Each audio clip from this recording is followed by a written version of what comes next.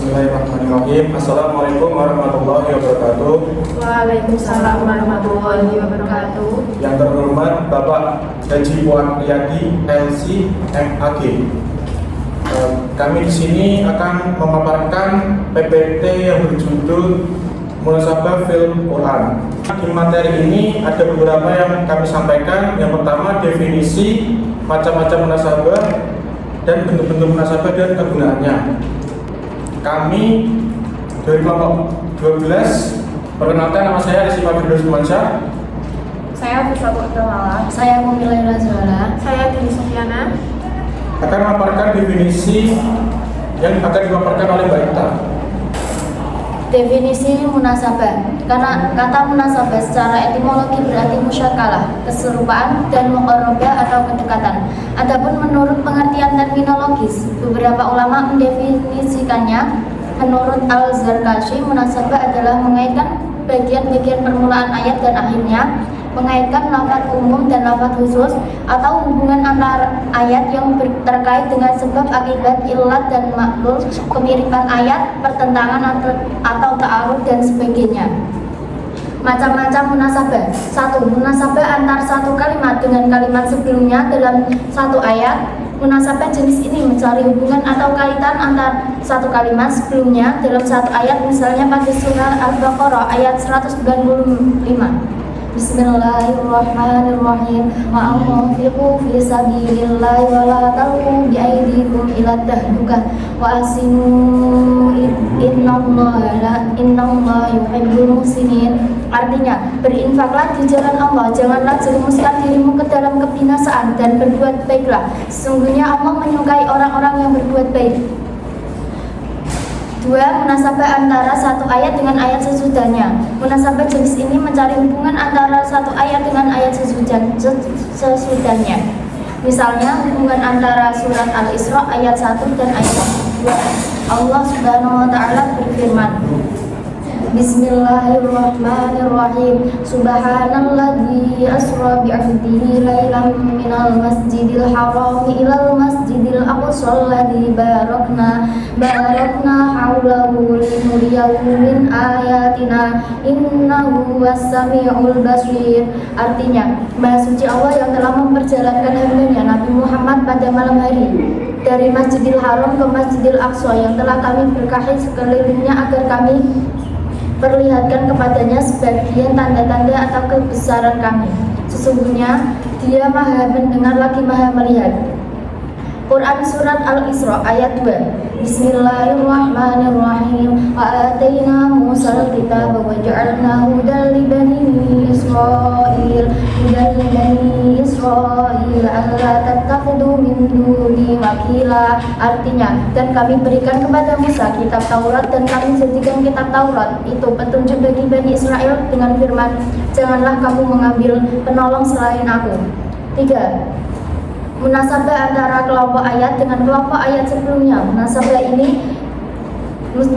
jenis ini mencari hubungan antara satu kelompok ayat dengan kelompok ayat berikutnya. Misal surat Al-Baqarah ayat 1-20 ayat berikutnya.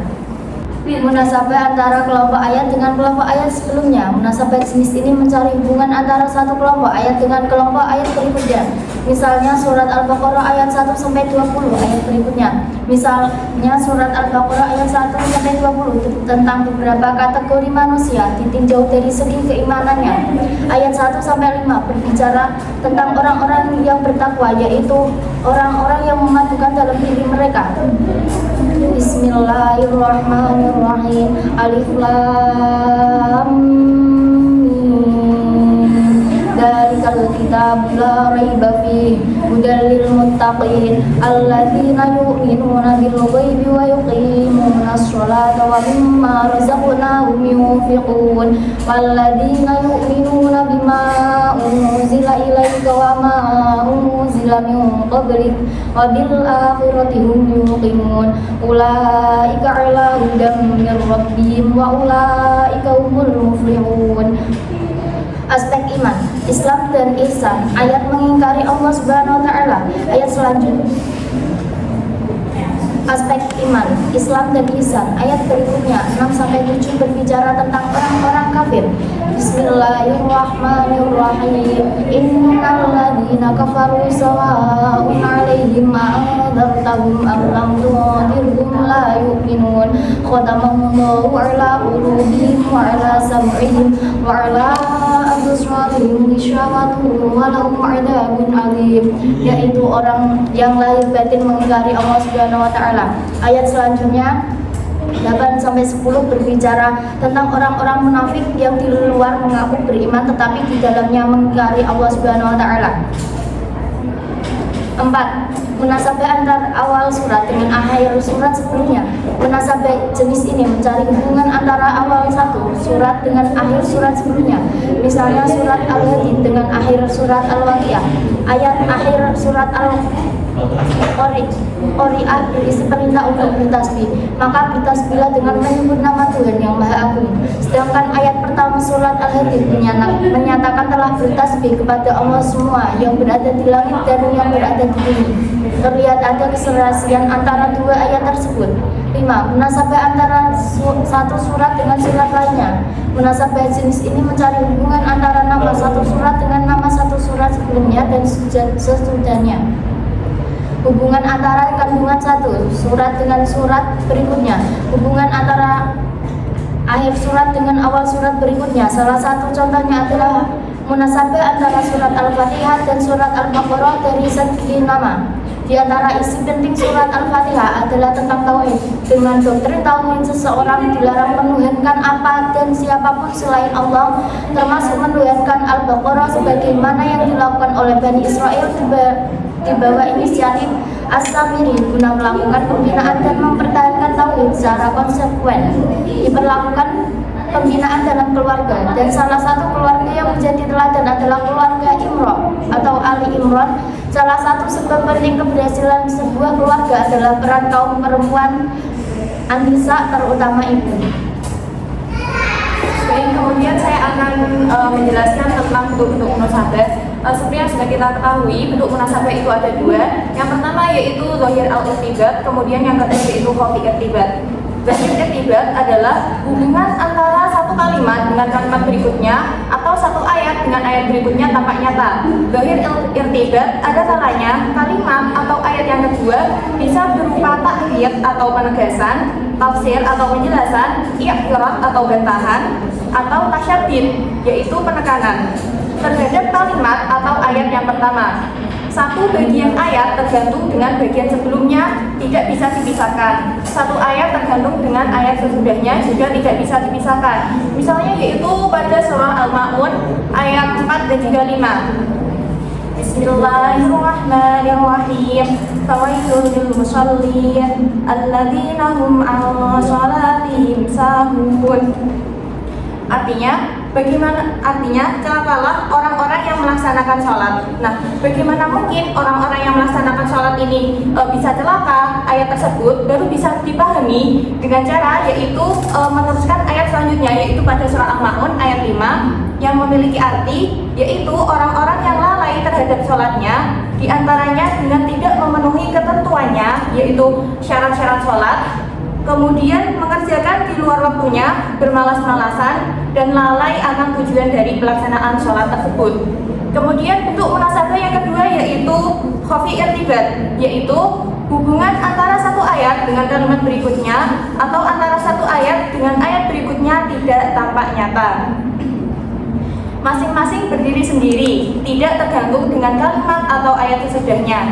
Irtibat jenis ini hanya dapat diketahui setelah dikaji dan dipahami lebih lanjut. Dengan ada dua bentuk irtibat yang tidak jelas atau khafi, yaitu yang pertama irtibat khafi maktufah, yaitu antara satu bagian dengan bagian lain dari ayat menggunakan huruf ataf. Kemudian yang kedua yaitu khafi irtibat yang ghairu maktufah, yaitu irtibat antara satu bagian dengan bagian lain dari ayat atau antara satu ayat dengan ayat berikutnya tidak menggunakan huruf ataf. Maka dalam hal ini untuk mencari munasabahnya harus dicari qara'in maknawiyah atau tanda-tanda secara maknawi. Adapun contoh dari yang pertama yaitu Bismillahirrahmanirrahim. Afala yanzuruna ilal ibili kaifa khuliqat wa ilas samai kaifa rufi'at wa ilal jibali kaifa nusibat wa ilal ardi kaifa sutihat. Nah, antara satu ayat dengan ayat yang lain di sini ada huruf wawu yang merupakan huruf ataf sebagai tanda bahwa ini adalah khofi irtibat yang maktufah, yaitu menggunakan huruf ataf. Kemudian khofi irtibat yang ghairu maktufah yaitu pada surat Al-A'raf ayat 26. Bismillahirrahmanirrahim. Ya bani Adam qad anzalna 'alaikum libasan yuwari sawatikum wa risha wa libasut taqwa dzalika khair.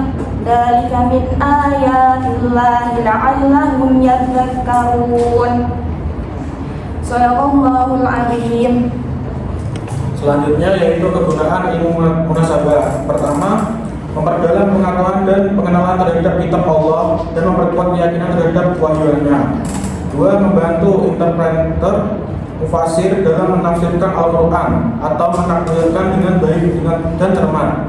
Dalam hal ini memahami munasabah dalam memberikan pemahaman yang komprehensif sehingga tidak menghasilkan tafsir-tafsir yang parsial. Setelah ayat-ayat tersebut dipahami secara tepat dan demikian akan dapat mempermudah dan mengistimbangkan hukum-hukum ataupun makna-makna terselubung yang terkandung di dalamnya. Tiga, membantu dalam menafsirkan ayat Al-Quran bila tidak ditemukan asal nuzulnya.